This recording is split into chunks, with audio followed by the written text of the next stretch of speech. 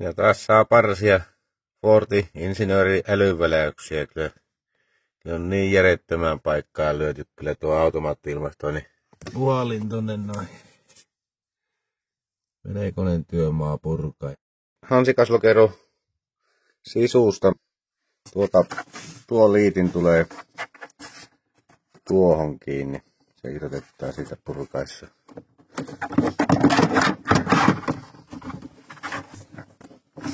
Noin, se on siinä kiinni. Sitten se tulee kiinni tämä lokerikko itsessään, niin tuosta kahdella, tuosta yhdellä ja tuosta yhdellä.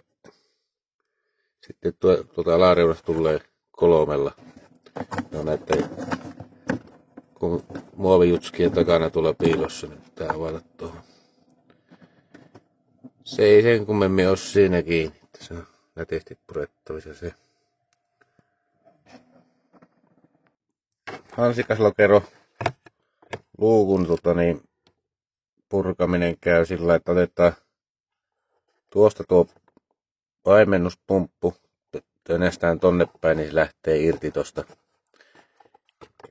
Tuo jää vapaaksi ja sitten napataan vaan irti täältä ylöspäin, niin se ylöspäin vaan vedetään tästä näin, niin lähtee tuota hahlostaan noin pois ja se lähtee irti siitä.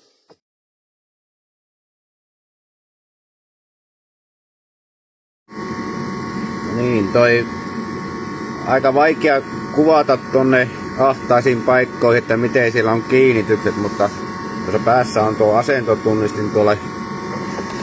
Tässä on tässä kotelossa tämä pyörii tämä sulkee tuon ilma-aukon tuosta ulkoa.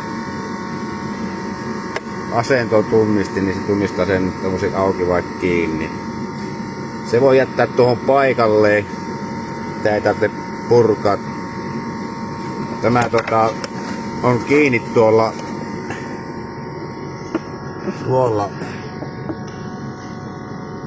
Nyt sieltä on otettu vanha puhallin pois, niin tuolla näkyy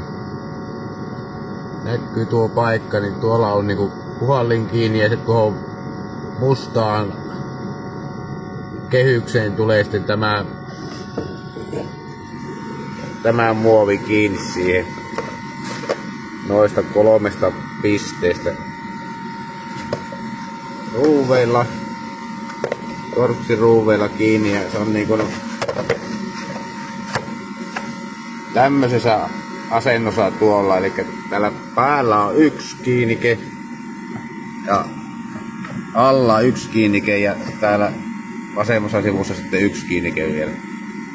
Ne pitää ensimmäiseksi purkaa, lähtee purkamaan tuota puhallinta pois. Sen jälkeen kun tuo on irrotettu sieltä, niin otetaan puhallin. Tää puhallin on tuolla perällä näin päin. Tää puhaltimen siipi rupelle jää tänne niinku meitä kohti. Ja tuo on tietysti tämmöisessä asennossa 2 ylhäällä ja 1 tuossa vasemmassa reunassa. Siitä on mutterit irti, niin se lähtee vetämällä sitten pois. Ja tässä päässä on sähköliiti sitten, mikä pitää ottaa kans irti. Nyt ollaan kuskin jalkatilassa. Tuossa kohtaa näkyy. Tuossa on niinku kaasupolkimen alakiinnike. Ja tuolla näkyy 2 ylempää kiinnikettä. Tuossa roikkuu kaasupolkimen virtajohto. Siitä sitten pitää mennä hiukkasen ylöspäin. Tuossa on raitisilmasuodatin kotelo tossa. On ruuvin takana ja siitä mennään pikkusen ylöspäin, niin sieltä alkaa näkymään tuulettimen toi virtaliitin pistoke ja sitten moottori on siinä ylempänä heti. Et sen verran ahasta paikkaa, että ei oikein tämä kuvaminenkaan ole helppoa, että siinä on sen kaasupolkimeen verran ylöspäin tilaa. Tästä kun työntää käden ja ylös ja sitten etsii se vapautuspainikke, joka tuolla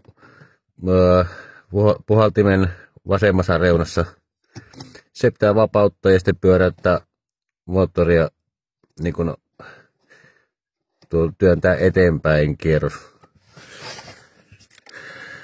Eikä vastapäivää. Pikkusen sillä, että se vapautuu, tuntee, että se vapautuu niistä haahaloista ja sitten työntää alan tuonne niin kuin vänkärin jalkatilaa kohti, niin se saa sitten sieltä kautta vedettyä ulos sen moottori. Aikamoisen likainen on kyllä, että on vähän vissiin hiilet ajettu loppuun kyllä nyt tämän näkemän perusteella, että täytyy ruveta purkamaan vielä vähän, että näkee, että ei sillä oikein käy. Sen näköinen se nyt on.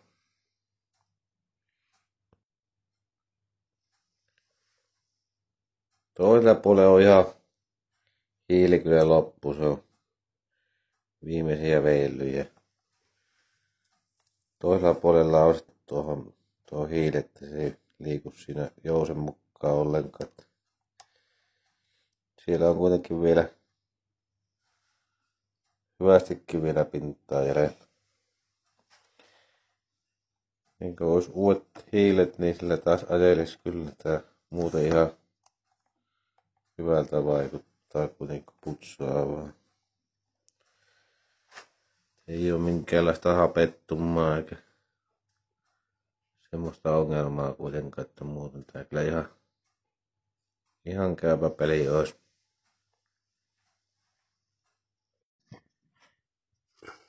No niin, siellä on nyt tuo pönttö paikallaan. Enää tarvitsee ruuvit sinne koittaa juuttaa. Sinne nyt on asetotunnistimen johtokin paikallaan. Pääsee testailemaan, että lähteekö se pyörimään. Nyt täytyy ensin tuosta ruveta kytkemään toi sulakerrasia paikalle, että pystyy kokeilemaan tuon tuulittimen toiminnan ennen kuin ne on ihan kokonaan kiinni pakettiin sitä, että ei turhaa rassaile sitä sitten.